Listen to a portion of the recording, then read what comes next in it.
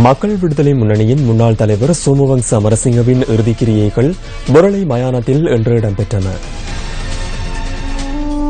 சோமவங்ச அமரசிங்கவின் புதவுடல் வைக்கப்பட்டிருந்த பத்திரமுல்ல இல்லத்திற்கு இன்று காலை முதல் அரசியல் கட்சிகளின் பிரதிநிதிகள் உள்ளிட்ட பலர் சென்று அன்னாருக்கு இறுதி அஞ்சலி செலுத்தினர்.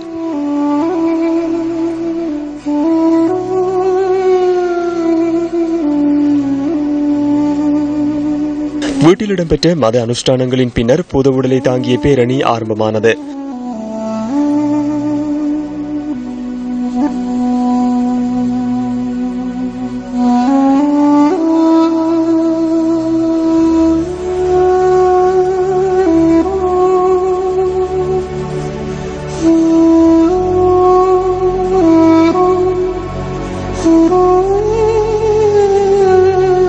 குடும்ப உறுப்பினர்களின் பங்கேற்புடன் சோமவங்ச அமரசிங்கவின் இறுதிக்கிரியைகள் முரளை மயானத்தில் இடம்பெற்றன.